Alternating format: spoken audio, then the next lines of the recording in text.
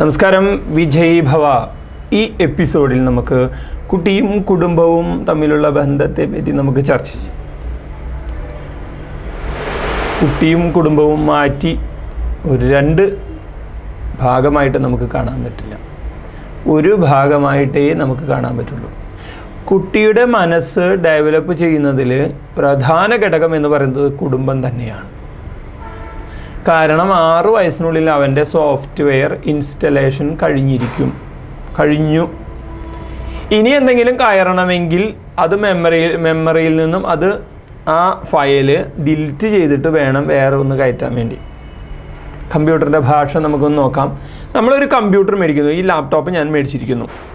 ഞാൻ പണം കൊടുത്ത് ലാപ്ടോപ്പ് വാങ്ങി വീട്ടിൽ വച്ചിരിക്കുന്നു. അതിലേക്ക് സോഫ്റ്റ്വെയർ ഒന്നും ഇൻസ്റ്റാൾ ചെയ്തിട്ടില്ല. എൻ്റെ മകന് ഇതിൽ പെയിൻ്റ് എടുത്തിട്ടൊന്ന് വരയ്ക്കണം. നോക്കി കഴിഞ്ഞ് കഴിഞ്ഞാൽ ഇതിൽ നിന്ന് കിട്ടില്ല. കാരണം ഇതിൽ സോഫ്റ്റ്വെയർ ഇൻസ്റ്റാൾ ചെയ്യണം. എനിക്കൊരു വീഡിയോ കട്ട് ചെയ്തെടുക്കണം. ഈ ഇതിൽ പറ്റില്ല. ഇതിൽ വേണമെങ്കിൽ ആ വീഡിയോ കട്ടർ എന്ന സോഫ്റ്റ്വെയർ ഇതിൽ ഇൻസ്റ്റാൾ ചെയ്യണം.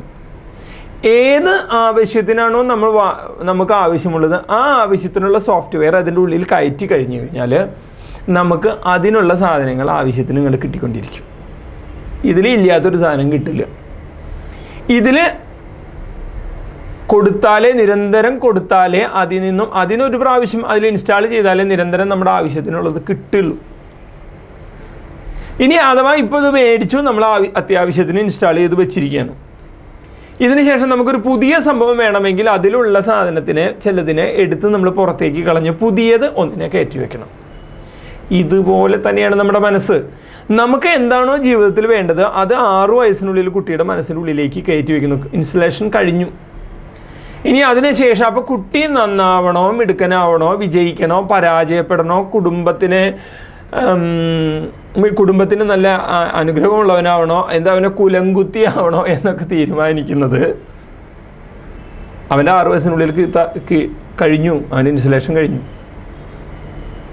അപ്പോൾ കുടുംബം എന്ന് പറയുന്നത് വളരെ പ്രധാനപ്പെട്ട, കുട്ടിയുടെ മനസ്സിനെ ഡെവലപ്പ് ചെയ്യുന്ന പ്രധാനപ്പെട്ട ആളാണ്. കുടുംബം എന്ന് പറഞ്ഞു കഴിഞ്ഞാൽ അച്ഛൻ, അമ്മ പ്രധാനപ്പെട്ടത്.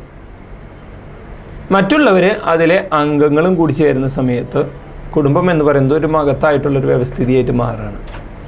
പക്ഷേ പല കുടുംബങ്ങളും പല ഫാമിലികളും പാത്തോജനറ്റിക് ഫാമിലി പാറ്റേണിലാണ് കിടക്കുന്നത്. പല വീടുകളും രോഗാവസ്ഥയിലാണ് കുടുംബ വ്യവസ്ഥിതി കിടക്കുന്നത്. പല വീടുകളിൽ നിലനിൽക്കുന്ന ഈ രോഗാവസ്ഥയിൽ ജനിച്ചു വീഴുന്ന കുട്ടികളുടെ മനസ്സിലേക്കും ഇത്തരം ധാരണകൾ കയറും. നമുക്കതൊന്ന് വിശകലനം ചെയ്ത് നോക്കുന്നത് നല്ലതാണ്. ശൈശവത്തിൽ കിട്ടുന്ന ട്രെയിനിങ്, ശൈശവത്തിൽ കിട്ടുന്ന അനുഭവം, അതാണ് നമ്മുടെ അടിത്തറ പാകുന്നത്. അതുകൊണ്ടാണ് മലയാളത്തിലൊരു ചൊല്ല്, ചൊട്ടയിലെ ശീലം ചുടല വരെ എന്ന് പറയുന്നത്. അവൻ്റെ കുട്ടിക്കാലത്തെ അവൻ്റെ ചൊട്ട എന്ന് വെച്ച് കഴിഞ്ഞാൽ തെങ്ങിൻ്റെ ഭാഷയാണ്. തെങ്ങിൻ്റെ ആ ചൊട്ടയുണ്ടാകുന്ന സമയത്തുണ്ടാകുന്ന ശീലം ചുടല വരെ, മരണം വരെ നിൽക്കുന്നു എന്ന് പറയുന്നത്. അപ്പോൾ ശൈശവം മുതൽ തന്നെ കുട്ടി കാര്യങ്ങൾ പഠിക്കുന്നുണ്ട്. കുട്ടി മാറാനും തയ്യാറാണ്. ഏറ്റവും കൂടുതൽ ആകാംക്ഷ ഭരിതമായിട്ടിരിക്കുന്ന കാലം എന്ന് പറയുന്നത് ഈ 6 വയസ്സ് വരെയുള്ള കാലമാണ്. എന്തിനെ പറ്റിയും അറിയാനുള്ള ആഗ്രഹമുള്ള ഒരു സമയമാണ്. സംശയങ്ങൾ തീരാത്ത ഒരു കാലമാണ് ഈ 6 വയസ്സ് വരെയുള്ളത്. നിരന്തരം ചോദിക്കുക എന്ന് പറയുന്നത് കുട്ടിയുടെ പ്രകൃതമാണ്. കുട്ടികൾ ഒരുപാട് സംശയങ്ങൾ ചോദിക്കും. ഇതൊക്കെ സോഫ്റ്റ്വെയറുകൾ അവൻ്റെ ഉള്ളിൽ കയറും. നമ്മൾ കൊടുക്കുന്ന ഉത്തരങ്ങൾ സോഫ്റ്റ്വെയറാണ്. നമ്മുടെ അനുഭവങ്ങൾ, നമ്മൾ അവനുണ്ടാക്കുന്ന അനുഭവങ്ങൾ അവൻ്റെ ഉള്ളിലേക്ക് കൊടുക്കുന്ന സോഫ്റ്റ്വെയറാണ്. നമ്മളുടെ വീട്ടിൽ വന്ന് മറ്റുള്ളവർ സംസാരിക്കുന്നത് അവൻ്റെ ഉള്ളിലേക്ക് കയറ്റി കൊടുക്കുന്ന സോഫ്റ്റ്വെയറാണ്. കിട്ടുന്ന കുട്ടികൾക്ക് സംശയങ്ങൾ വളരെ സംതൃപ്തമായ ഭാഷയിൽ നമുക്ക് അവരുടെ ഭാഷയിൽ, സംതൃപ്തമായ ഭാഷയിൽ എന്ന് മാത്രമല്ല അവരുടെ ഭാഷയിൽ പറഞ്ഞു കൊടുക്കാൻ നമ്മൾ തയ്യാറാവണം. അവരുടെ പാറ്റേൺ, നമ്മുടെ പെരുമാറ്റത്തിലുള്ള പാറ്റേൺ അത് അവരുടെ ഉള്ളിലേക്ക് കയറും. അപ്പോൾ കുട്ടികൾ വളർത്തുന്ന സമയത്ത് ക്ഷമയും സാവകാശവും മാതാപിതാക്കൾക്ക് ഉണ്ടാവണം. കുട്ടികൾ പറയുന്ന കാര്യങ്ങൾ ദേഷ്യമില്ലാതെ കേൾക്കണം. അവരുടെ മനസ്സുറയ്ക്കാത്ത കുട്ടിയുടെ ഭാവപ്രകടനം നടത്തുമ്പോൾ യാതൊരു കാരണവശാലും അവരെ കുറ്റപ്പെടുത്താനോ കളിയാക്കാനോ ശ്രമിക്കരുത്. അവൻ്റെ ചോദ്യം എന്തും ആയിക്കോട്ടെ, കഴമ്പുള്ളതാവാം, കഴമ്പില്ലാത്തതായിരിക്കും. ഒരുപക്ഷെ കഴമ്പുള്ള ചോദ്യമായിരിക്കും അവൻ ചോദിക്കുന്നത്. പക്ഷേ നമുക്ക് ആ സമയത്ത് കഴമ്പില്ലാത്തതായിട്ട് തോന്നിയിരിക്കാം. യാതൊരു കാരണവശാലും അവനെ പരിഹസിക്കരുത്. പരിഹസിക്കുന്ന സമയത്ത് സംശയം ചോദിക്കുന്നത് തെറ്റാന്നുള്ളൊരു ധാരണ അവന് വരും. പ്രതികരിക്കുന്നത് തെറ്റാണെന്നുള്ളൊരു കാര്യം അവന് തോന്നൽ വരും. അങ്ങനെ ഉണ്ടാവരുത് ഒരു കാലത്തിലും. ബാല്യത്തിലാണ് ഏറ്റവും കൂടുതൽ കഴിവ് ആർജിക്കുന്നത്. ഏറ്റവും കൂടുതൽ വാക്കുകൾ ഗ്രാസ്പ് ചെയ്യുന്ന സമയം എന്ന് പറയുന്നത്, നമ്മുടെ ജീവിതത്തിൽ ഏറ്റവും കൂടുതൽ വാക്കുകൾ പഠിക്കുന്ന സമയം എന്ന് പറയുന്നത് ഈ 6 വയസ്സിനുള്ളിലാണ്. സ്വതന്ത്രമായ കഴിവുകൾ വികസിപ്പിക്കാൻ പറ്റുന്ന അവസരം നൽകണം കുട്ടികൾക്ക്. അവരുടെ ക്രിയേറ്റിവിറ്റി, അവർക്ക് കൈകാലുകൾ ചലിക്കാനും സ്വതന്ത്രമായ കാര്യങ്ങൾ ചെയ്യാനും അവർക്ക് ഇഷ്ടപ്പെട്ട കാര്യങ്ങൾ ചെയ്യാനൊക്കെ വീട്ടിൽ ഉണ്ടാവണം. എന്നാൽ അത് വിചാരിച്ചാൽ യഥാർത്ഥമായിട്ടുള്ളൊരു നിയന്ത്രണം അവരുടെ മേലും ഉണ്ടാവുകയും വേണം. എല്ലാത്തിലും കയറി അവരെ നിയന്ത്രിക്കാമെന്നുള്ള ചിന്തയും വരരുത്. പക്ഷേ യഥാസമയം അവരെ നിയന്ത്രിക്കാനും പ്രോത്സാഹനം നൽകാനും നമുക്ക് കഴിയണം.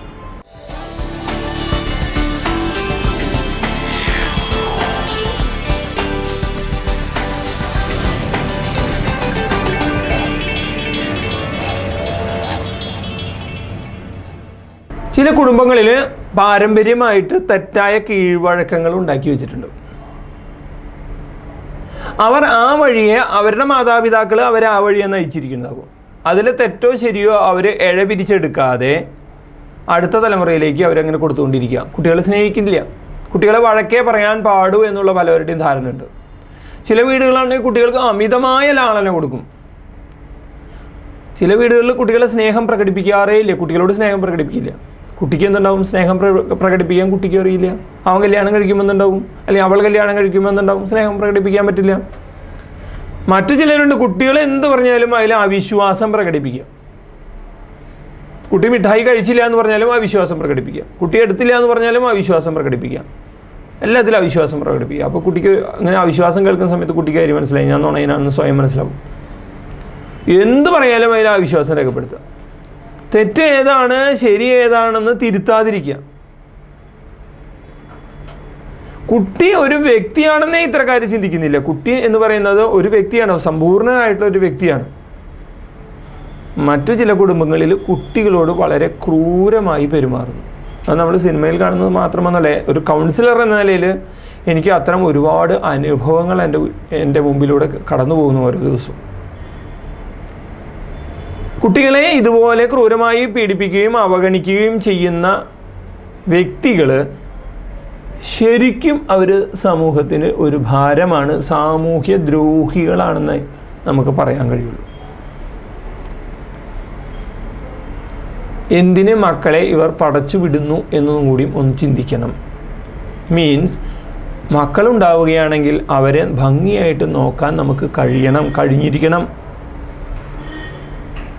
രക്ഷിതാക്കൾ നിർബന്ധമായിട്ടും നൽകേണ്ട 3 Aകളുണ്ട്. 3 Aയിൽ തുടങ്ങുന്ന വാക്കുകളാണ്. 1 അഫെക്ഷൻ, സ്നേഹം. 2 ആക്സെപ്റ്റൻസ്, സ്വീകാര്യത. 3 അപ്രീസിയേഷൻ.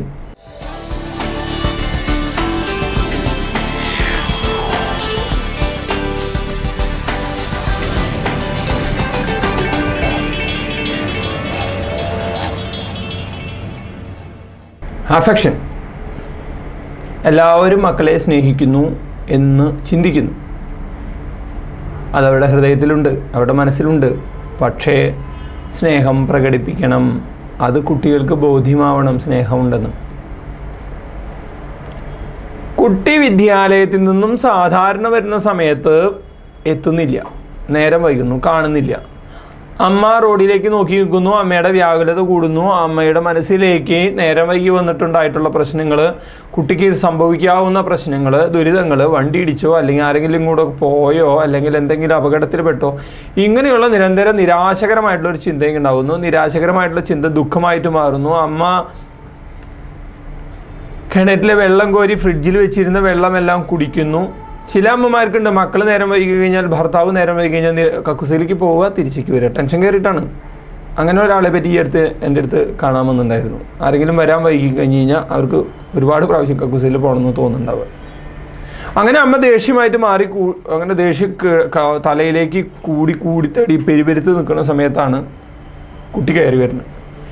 കുട്ടി കയറി വരുന്ന സമയത്ത് അമ്മയ്ക്കുണ്ടായിരുന്ന ഈ പെരുപെരുപ്പും ദേഷ്യവും എല്ലാം കൂടി അമ്മ അപ്പം തന്നെ കുട്ടിക്ക് നേരെ ചോദ്യങ്ങളായി, വഴക്കായി, അവസാനം അടിയായി, കഠിനപദ പ്രയോഗങ്ങളായി, എല്ലാം കൂടിയായി.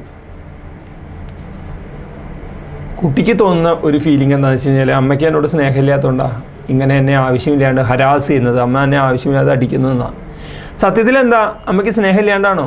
അല്ല, അമ്മയുടെ ഉള്ളിൽ സ്നേഹം കൂടുതലുള്ളത് കൊണ്ടാണ് അമ്മയ്ക്ക് വ്യാകുലത വന്നതും നിരാശ വന്നതും ദുഃഖം വന്നതും ദേഷ്യമായി മാറുന്നതും അടി പൊട്ടിയതും. പക്ഷെ കുട്ടിക്ക് മനസ്സിലാവുന്ന വേറൊരു ഭാഷയാണ്. അപ്പോൾ കുട്ടിക്ക് മനസ്സിലാവുന്ന ഭാഷയിൽ സംസാരിക്കണം. നമ്മുടെ ഹൃദയത്തിൽ എന്ത് വികാരമുണ്ടായിട്ടും കാര്യമില്ല, അത് മക്കൾക്ക് മനസ്സിലാവുന്ന ഭാഷയിലേക്ക് സംസാരിക്കാനായിട്ട് നമ്മൾ ശ്രമിക്കണം. പലരും ഈ സ്നേഹം പ്രകടിപ്പിക്കാൻ അറിയാതെ വിങ്ങിപ്പൊട്ടുന്നവരുണ്ട്. അത് ഇവർ ആരെങ്കിലുമൊക്കെ മോഡൽ ചെയ്തായിരിക്കും, ഇവരുടെ വീട്ടിൽ ആരെങ്കിലും മോഡലായിരിക്കും, കുട്ടിക്കാലത്ത് അവരുടെ അനുഭവത്തിൻ്റെ ഭാഗമായിരിക്കും. എന്നിട്ട് അവരെന്ത് ചെയ്യും? ഇഞ്ചി കടിച്ച ഏകദേശം കുരങ്ങന്മാരെ പോലെ കൊച്ചുങ്ങളെ കാണുമ്പോൾ ഫുൾ ടൈം ഉപദേശവും കലവില വർത്തമാനവും പറഞ്ഞ് കുട്ടികളെ ഇങ്ങനെ മടുപ്പിക്കും. കുട്ടികൾ മടുത്തു പോകും. ചിലരാണെങ്കിലോ സ്നേഹിച്ച് ലാളിച്ചങ്ങോട്ട് വഷളാക്കും മക്കളെ. ഈയിടെ ഞാനൊരു സദ്യക്ക് പോയിട്ട് ഭക്ഷണം വിളമ്പുന്ന സമയത്ത് ഒരു കുട്ടി എൻ്റെ നേരെ എതിർ സൈഡിലിരിക്കുന്നു. 4ാം ക്ലാസ്സിൽ പഠിക്കുന്ന കുട്ടിയാണ്.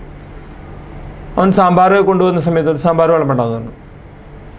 പക്ഷേ ഈ വിളമ്പണ്ട എന്ന് പറയണതിലും തൊട്ട് മുമ്പായിട്ട്, കേൾക്കുന്നതിന് മുമ്പ് ഈ സാമ്പാർ വിളമ്പുന്ന ആൾ സാമ്പാർ വിളമ്പിപ്പോയി. ഞാൻ നോക്കിയപ്പോൾ ഇലയുടെ അവനിട്ടിരിക്കുന്ന ചോറിൻ്റെ ഒരു അറ്റത്താണ് ഇയാൾ സാമ്പാർ വിളമ്പിയിരിക്കുന്നത്. വേണമെങ്കിൽ ഈ അറ്റത്തൊന്ന് മാറ്റി വെച്ചിട്ട് പിന്നെ ഭക്ഷണം കഴിക്കാം. അടുത്ത് നടന്ന അമ്മ പെട്ടെന്ന് ചൂടായി.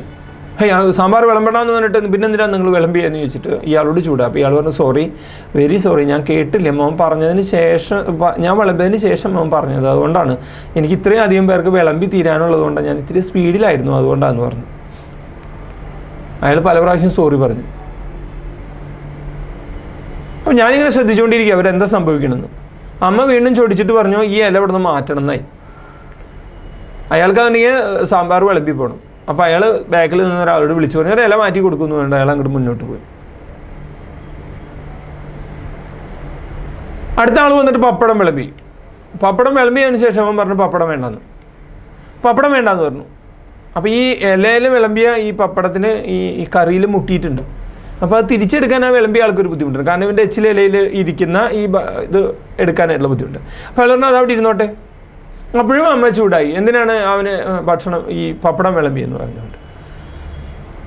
ഭക്ഷണം ഒന്ന് മാറ്റി വെച്ച് കഴിക്കാവുന്ന ഒരു കാര്യമുള്ളൂ. അവന് ഇഷ്ടമില്ലാത്തൊരു കറി ഉണ്ടെങ്കിൽ അതൊന്ന് മാറ്റി വെച്ച് അവിടെ ഇരുന്ന് കഴിക്കാൻ സാധിക്കും. ആ തെറ്റായ ഒരു പ്രതികരണത്തിന് വേണ്ടി അമ്മ കൂട്ടുനിൽക്കുകയും അമിതമായ അവൻ്റെ ആഗ്രഹത്തിന്, അവൻ്റെ ലാളന, അതായത് സോഷ്യൽ മിംഗ്ലിങ് അവനെ പഠിപ്പിക്കാതെ അവൻ്റെ ഭാഗത്തു നിന്ന് മാത്രം അമ്മ ആവശ്യമില്ലാതെ വാശി പിടിക്കുകയാണ്. അത് പൊതുജനങ്ങളുടെ മുമ്പിൽ വെച്ചിട്ട് വാശി പിടിക്കുക മാത്രമല്ല, ഈ അമ്മയും മകനും ഭക്ഷണം കഴിക്കുന്നത് വരെ ചുമ്മാ പിറുപിറുത്തുകൊണ്ടിരിക്കുകയാണ്. എന്നിട്ട് രസം വന്നവനോടും ഇത് പറയുക, ഈ മോര് വിളമ്പാൻ വന്നവനോടും ഇത് തന്നെ പറഞ്ഞുകൊണ്ടിരിക്കുക. കണ്ടുകൊണ്ടിരിക്കുന്നവർക്ക് വളരെ അരോചകമായിട്ടുള്ള, അതായത് വിളമ്പിയ സാമ്പാറൊന്നും മാറ്റി വെച്ച് ആവശ്യമില്ലാത്ത പപ്പടം ഇലയുടെ വലിയ ഇലയാണ് അതിൻ്റെ വശങ്ങളിലേക്ക് മാറ്റി വെച്ച് സ്വസ്ഥമായിട്ടിരുന്ന് കഴിക്കാൻ പറ്റേണ്ട ഒരു കാര്യം ചുമ്മാ അവിടെ ഇരിക്കുന്നവർക്കും എല്ലാവർക്കും അലോസരം ഉണ്ടാക്കുകയാണ്. അമിതമായ ലാളന അപകടമാണ്. കുട്ടികൾ ശാരീരികമായിട്ടും മാനസികമായിട്ടും വൈകാരികമായിട്ടുള്ള അടുപ്പം രക്ഷിതാക്കളിൽ നിന്ന് പ്രതീക്ഷിക്കുന്നുണ്ട്.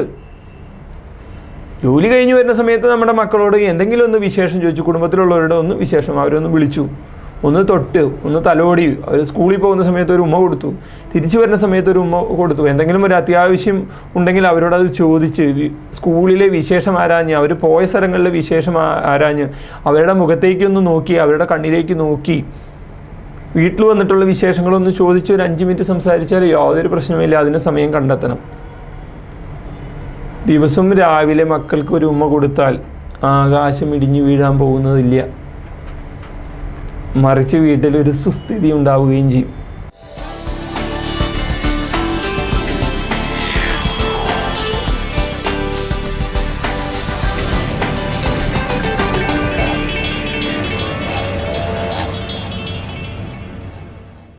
കുട്ടികൾക്ക് ഇത്തരം ചെറിയ ചെറിയ അനുഭവങ്ങൾ അവരുടെ ഒരു ആത്മനിർവൃതി ഉണ്ടാവും. അവൻ നല്ല റിസൾട്ടുമായിട്ട് വരുന്ന സമയത്ത് അവനെ അച്ഛനൊന്ന് ചേർത്ത് പിടിച്ചു, അമ്മ ഒന്ന് ചേർത്ത് പിടിച്ചു, അവനൊരു ചെറിയ സമ്മാനം, വലിയ വില കൂടിയ സമ്മാനമൊന്നും വേണ്ട, ഒരു ചോക്ലേറ്റ്, 50 പൈസയുടെ ഒരു ചോക്ലേറ്റ് മേടിച്ചു കൊടുത്തു. ഈ ആത്മസംതൃപ്തിയാണ് അമ്മ എന്നെ സ്നേഹിക്കുന്നു, അച്ഛൻ എന്നെ സ്നേഹിക്കുന്നു എന്നുള്ള ഒരു ഫീലിംഗ് അവനുണ്ടാക്കും. പല രക്ഷിതാക്കളും എപ്പോഴും വീമ്പിളക്കുന്നത് കാണാം മക്കളുടെ മുമ്പിൽ. ഞങ്ങൾ അധ്വാനിക്കുന്നത്, ഞങ്ങൾ ജീവിക്കുന്നത് നിങ്ങൾക്ക് വേണ്ടിയാണ്, നിങ്ങൾക്ക് വേണ്ടിയാണെന്ന് പറയുന്നത്. പക്ഷേ അത് പ്രവർത്തി കൊണ്ട് മക്കൾക്ക് ഫീൽ ചെയ്യിപ്പിക്കണം, മക്കൾക്ക് തോന്നിപ്പിക്കണം. എന്ത് ചോദിച്ചാലും എന്ത് ആഗ്രഹിച്ചാലും അത് തത്സമയം സാധിപ്പിച്ച് കൊടുക്കലല്ല യഥാർത്ഥ രക്ഷിതാവ് എന്ന് പറയുന്നത്. ആക്സെപ്റ്റൻസ്, സ്വീകാര്യത എന്ന് പറയുന്നത് കുട്ടി വീട്ടിലെ പ്രധാന വ്യക്തിയാണെന്ന തോന്നൽ അവനിൽ ജനിപ്പിക്കാൻ കഴിയണം. അവൻ്റെ വാക്കുകൾക്ക് അഭിപ്രായത്തിന് അംഗീകാരം വേണം. അവൻ്റെ ഡ്രസ്സ് ഇട്ട് കഴിഞ്ഞാൽ നമുക്ക് പറഞ്ഞുകൂടെ നന്നായിട്ടുണ്ടെന്ന്? അവൻ്റെ ഡ്രസ്സ് ഇട്ട് കഴിഞ്ഞിട്ട് കൊള്ളാം എന്ന് പറഞ്ഞു കഴിഞ്ഞാൽ അവനൊരു സുഖകരമായ ഒരു അനുഭവം തോന്നും. അവൻ്റെ അഭിപ്രായത്തെ സ്വീകരിക്കുന്ന സമയത്ത് അവന് സുഖകരമായ ഒരു അനുഭവം തോന്നും. അവന് ഒരു പക്ഷേ വിരുന്ന് പോകുന്ന സമയത്ത് ഇന്ന ഡ്രസ്സ് ഇടണമെന്ന് ചോദിച്ചു കഴിഞ്ഞ് കഴിഞ്ഞാൽ നമ്മൾ ആ ആഗ്രഹം സാധിപ്പിച്ചു കൊടുക്കാം. അത് കുട്ടിയുടെ ആത്മവിശ്വാസം കൂട്ടും. ജോയിൻറ്റ് ഫാമിലി സിസ്റ്റത്തിൽ മറ്റുള്ള അംഗീകരിക്കുക, സ്നേഹം കൊടുക്കുക എന്നുള്ളതെല്ലാം ഫാമിലിയിലെ എല്ലാവരുടെയും ഒരു പരിപാടി ആയിരുന്നു. പക്ഷേ പുതിയ കാലഘട്ടത്തിൽ nuclear family system, nuclear family എന്ന് വെച്ചാൽ അച്ഛൻ, അമ്മ, പട്ടി, മതിൽ, വീട് ഇതിലേക്ക് ചുരുങ്ങിയപ്പോൾ അഭിനന്ദനം കൊടുക്കുക എന്ന് പറയുന്നത് അച്ഛൻ്റെ അമ്മയുടെയും ഡ്യൂട്ടി ആയിട്ട് മാറി. മറ്റത് മുത്തശ്ശനും മുത്തശ്ശിയും വല്യച്ഛനും ചെറിയമ്മയൊക്കെ ഉണ്ടായിരുന്നു. ഇത് ഇപ്പം നമ്മുടെ മാത്രം ജോലിയായിട്ട് മാറി, അച്ഛനമ്മയുടെയും മാത്രം ജോലിയായി മാറി. അത് മാത്രമല്ല, അച്ഛനമ്മയ്ക്കും വേറെയും ചിലവർക്ക് അംഗീകാരം കൊടുക്കണം. മുറ്റത്ത് കൂട്ടിൽ കിടക്കുന്ന പട്ടിക്കും അംഗീകാരം കൊടുക്കണം, അല്ലെങ്കിൽ അത് കുരച്ച് ബഹളം വയ്ക്കും. അങ്ങനെ പല അംഗീകാരങ്ങൾ കൊടുക്കുന്നതിൻ്റെ ആവശ്യകത കൂടിയാണ്. അപ്പോൾ അച്ഛൻ വിദേശത്താണെങ്കിലോ അമ്മ വിദേശത്താണെങ്കിലോ അപ്പോൾ കൂടുതൽ കോംപ്ലിക്കേറ്റഡായി. പക്ഷെ ഫോൺ എന്ന ഒരു മാധ്യമം വഴി വീട്ടിലുള്ള മക്കൾക്ക് അവർക്ക് അംഗീകാരം കൊടുക്കാനും സ്നേഹം കൊടുക്കാനും ഫോണിലൂടെ കഴിയണം. വീട്ടിലിരിക്കുന്ന ഈ അമ്മയ്ക്ക് ഈ എല്ലാ പ്രശ്നത്തിൻ്റെ ഇടയിലും ഈ അഫക്ഷനും ഈ 3 Aക്ക് കൊടുക്കാൻ സമയം കിട്ടില്ല. കാരണം പെട്രോൾ അടിക്കാൻ പോകണം, ബൈക്കിൽ കറണ്ട് ബില്ലടയ്ക്കാൻ പോകണം, അമ്മയ്ക്ക് ഫോൺ ബില്ലടയ്ക്കാൻ പോകണം, ഈ മക്കളെ നയിക്കണം. ഇങ്ങനെ ഒരുപാട് പ്രശ്നങ്ങളുടെ ഇടയിൽ മക്കൾക്ക് ഈ സംഭവങ്ങളെല്ലാം കൊടുക്കാൻ മറന്നു പോകുന്നു. ചിലവരുണ്ട് ഈ സ്നേഹം കൊടുക്കാൻ മറക്കുന്ന ചിലവരുണ്ട്. അവർ പറയുകയെന്ന് വെച്ച് കഴിഞ്ഞാൽ നേരമില്ല എന്ന് പറഞ്ഞിട്ട് ഓടുക. പെട്രോൾ അടിക്കാൻ നേരമില്ലാത്തതുകൊണ്ട് ബൈക്കിൽ പെട്രോൾ അടിക്കാൻ നേരമില്ല എന്ന് പറഞ്ഞുകൊണ്ട് വണ്ടി ഓടിക്കുക. എവിടെ വരെ ഓടും? പെട്രോൾ തീരുന്നത് വരെ ഓടുള്ളൂ. അപ്പോൾ ഓടിയത് എവിടെ വരെയാവും? ചിലപ്പോൾ ഒരു പക്ഷേ വലിയ ബ്ലോക്കിൽ വന്ന് കിടന്നിട്ടായിരിക്കും ചിലപ്പോൾ ഈ കാറിൻ്റെ പെട്രോൾ തീരുക. വലിയ പ്രശ്നത്തിലേക്കാണ് എത്തുന്നത്. മക്കളുടെ കൂടെ നമുക്ക് സമയം ചെലവ് ചെയ്യാൻ പറ്റണം. മക്കളെ വാടാ പോടാ എന്നതിന് പകരം മോനെ എന്നും മോളെ എന്നും അവരുടെ ചെല്ലപ്പേരും വിളിപ്പേരൊക്കെ അവർ കേൾക്കാൻ ആഗ്രഹിക്കുന്നുണ്ട്. അത് ആഗ്രഹിക്കുന്നുണ്ട്. മറ്റൊരു കാര്യമാണ് അഭിനന്ദനം. 90 മാർക്ക് കിട്ടിക്കഴിഞ്ഞ് കഴിഞ്ഞാലും നമുക്ക് അഭിനന്ദിക്കാൻ നമുക്ക് മനസ്സില്ല. എവിടെ പോയടാ നിൻ്റെ 10 മാർക്ക് എന്ന് ചോദിച്ചുകൊണ്ടാണ് പിന്നെയുള്ള ചീത്തുവിളി. അപ്പോൾ എന്തുണ്ടാവും? 90 മാർക്ക് മേടിക്കുന്നവനും തല ഉയർത്തി നടക്കാൻ പറ്റാത്തതാകും കേരളം. അതുകൊണ്ട് ഈയിടെ പരീക്ഷാ റിസൾട്ട് വന്നപ്പോൾ പല കുട്ടികളോടും ചോദിക്കുന്ന സമയത്ത് B+ വളരെ മോശമായിട്ടാണ് കുട്ടികൾ പറയുന്നത്. C പഴയ ഫസ്റ്റ് ക്ലാസ്സിൻ്റെയും ഡിസ്റ്റിങ്ഷൻ്റെയും മാർക്ക് കിട്ടിയ കുട്ടികൾ തല ഉയർത്തി വന്നിട്ട് എനിക്ക് A+ ഉണ്ട്, B+ ഉണ്ട് എന്ന് പറയാനുള്ള തൻ്റെ ഇടം കുട്ടികൾക്കില്ലാതെ പോവുകയാണ്. അവരുടെ ആത്മവിശ്വാസം മാർക്ക് ചോദിക്കുന്ന സമയത്ത് അധികമില്ല, മോശ, തെറ്റില്ല എന്നൊക്കെ പറയാൻ പറ്റുന്നുള്ളൂ. നല്ല മാർക്കാന്ന് കണക്കാക്കാൻ പറ്റുന്നില്ല. കിട്ടിയ മാർക്കിൽ അവർ അഭിമാനം കൊള്ളാൻ പഠിപ്പിക്കണം. എന്നാലേ അടുത്ത അവരുടെ സ്റ്റെപ്പ് ഏറ്റവും ഭംഗിയായിട്ട് അവർക്ക് ചെയ്യാൻ കഴിയുള്ളൂ. എന്നാലേ അവർക്ക് മുന്നോട്ട് പോകാൻ കഴിയുള്ളൂ. അതിനുള്ള ഒരു ആത്മവിശ്വാസം കൊടുക്കണം. നിങ്ങൾ അധ്വാനിച്ച് കിട്ടിയ ഈ മാർക്ക്, ഒരു പക്ഷേ നീ അധ്വാനിച്ചെങ്കിൽ കുറച്ചുകൂടി മാർക്ക് നിനക്ക് സ്കോർ ചെയ്യാമായിരുന്നു എന്ന് പറയുന്നതിൽ തെറ്റില്ല. പക്ഷെ അവന് കിട്ടിയതെല്ലാം മോശമാണെന്ന് പറഞ്ഞുകൊണ്ട് അവരെ നിരാശപ്പെടുത്തേണ്ട കാര്യമില്ല.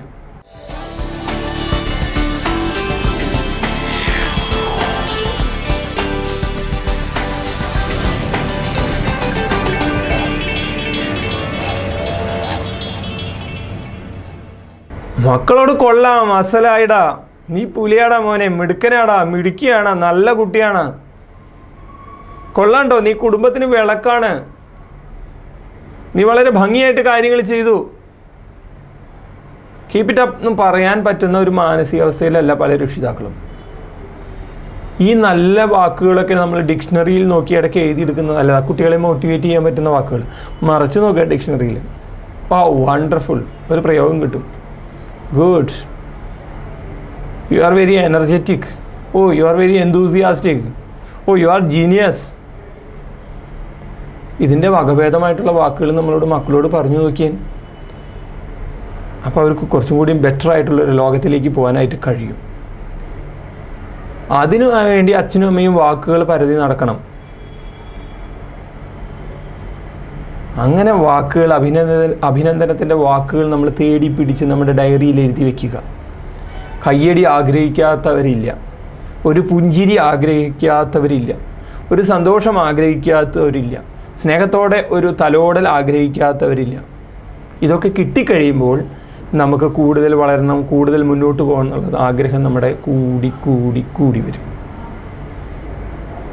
അങ്ങനെ ഒരു സുഖകരമായ സന്തോഷകരമായ ഒരു കുടുംബജീവിതം ഉണ്ടാവാൻ എല്ലാവരും ശ്രമിച്ചുകൊണ്ടിരിക്കുക. ഒരു ബെറ്റർ വേൾഡിന് വേണ്ടി നമുക്ക് ഒരുമിച്ച് പ്രവർത്തിക്കാം. അതിനെല്ലാവർക്കും കഴിയും.